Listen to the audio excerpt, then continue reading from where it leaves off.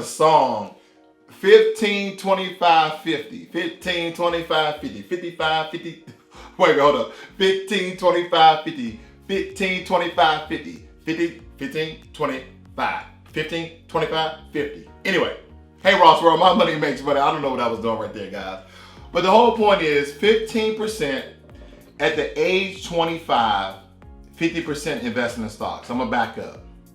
15% of your salary at the age 25, this is the number that people like to give out, invested 50% in stocks. Okay, so take for instance, you make, and I did the math here, it's quite easy, guys. Let's take for instance, you make $50,000 a year and input your salary here.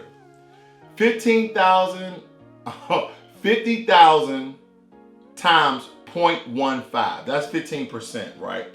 And that should equal $7,500. So then you take that $7,500 minus your 50, minus your 50,000. And basically, out of that $7,500, you need to be invested in stocks, 50% of that amount. So you take that, so that's $7,500, which is 15% of 50,000, and you take 50% of that amount invested inside of stocks. So that equals, see, 3,750. Okay, yeah, 3,750 should be invested in stocks, and then with the other money, you can do bonds as well as your emergency fund. But 15% of your salary saved and 50% of the amount saved invested into stocks. Okay, that is the big equation. And guys, this supposed to start at the age 25, but if you're just catching on to investments, then you haven't started at the age 25. You're probably starting at the age 26, 27, 28, 29, 30, etc., etc., etc. Now, as you go up in age, you must also go up in the percent that you need to invest, okay? And some of you are like, well, hey, what is a good amount? I'm age 30. What's a good amount? Add 5%.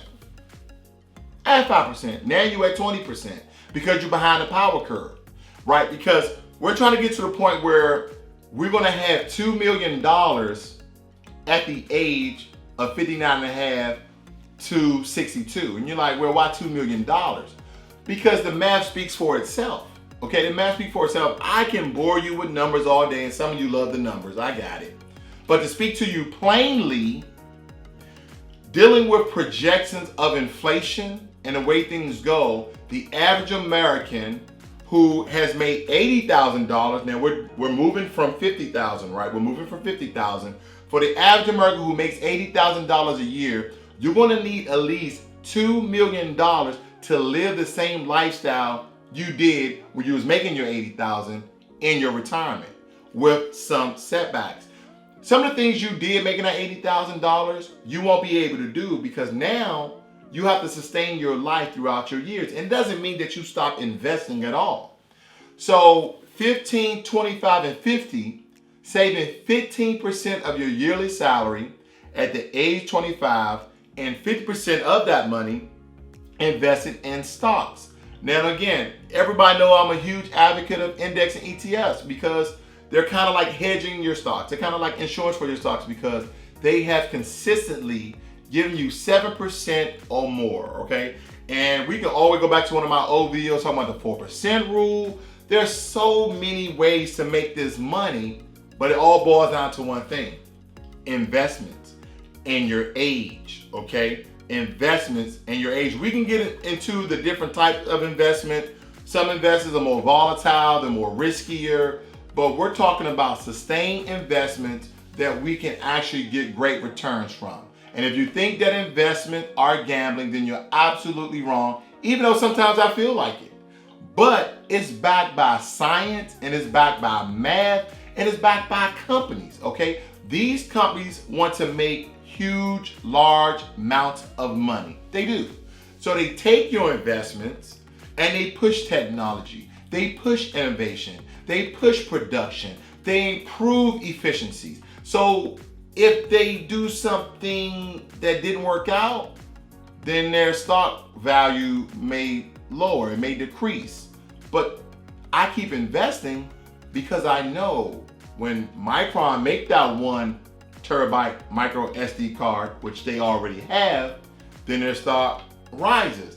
When SanDisk create, design, and make that 1 terabyte micro SD card, their stock begins to rise. And they did, and their stock did. So you have to understand that investment is not gambling, even though you feel like it, because here's the thing about gambling.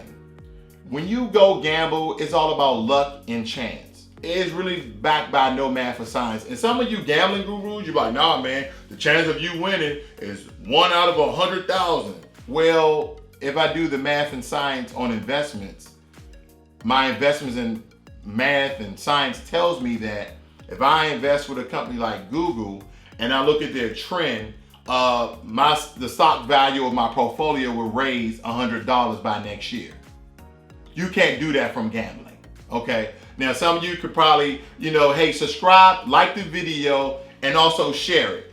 And leave your comments. I love your comments. I'm gonna respond to you guys so we can have an educated discussion about what you think and what I think, and quite frankly, what I know, okay? Because I made a couple of dollars investing, and I did make some money in Vegas. I gambled $20, and I went up to $100, and then I kept gambling and I lost all of it. So Vegas got $20 on me. And some of you are like, that's nothing. I'm like, well, I didn't want to even lose $20 because what I'm gonna do with losing $20, right? Unless a stock bottoms out, which it rarely does, you always have skin in the game. You always have a foothold in that company. You always an owner and not a buyer. Well, you had to buy the stock, but you know what I mean. You know what I mean. So the point I'm making is this. If you're 25, 30, 35, 40, so on and so forth, you have to increase it anywhere from 2 to 5% of the amount that I gave you. At 25, I said 15%.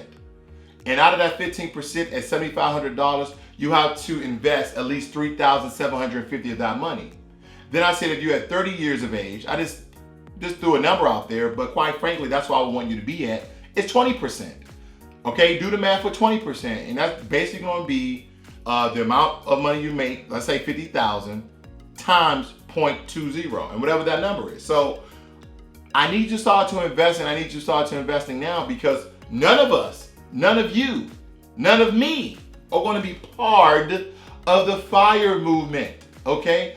And a lot of you love your job, and that's fine. If you love your job, keep doing your job, but still do this. So when you can't do your job, or you don't want to do your job no more, you can leave when you want to. For some of you who make good money or decent money and you don't like your job, okay, you may be looking to the FIRE movement. And here's another road, here's another tactic to help you retire early. The FIRE movement, it's an acronym, FIRE, F-I-R-E. Financial Independency, Retire Early. FIRE, okay? That is FIRE. You get the play on words? Probably not. But anyway, the point I'm making is this, guys. 15, 25, and 50.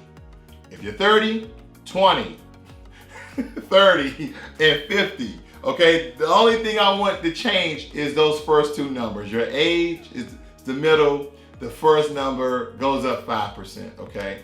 Or quite frankly, what can you afford? Because I know that if you're making $50,000 and you're like, I don't really have the money to do $7,500. And then I want you to revise what you're paying on your car insurance, your mortgage, your rent, etc. Because here's the thing, you want enough money to take care of yourself when you get old, gray, and whether you're in good health or not, you're gonna have the money to sustain your life and live pretty good in your end days. This is Ross World. Learn money and be inspired. 15, 25, and 50, or it could be 35, 40, and no, it'd be more like 25, 35, and 50, right? But anyway, I'm out.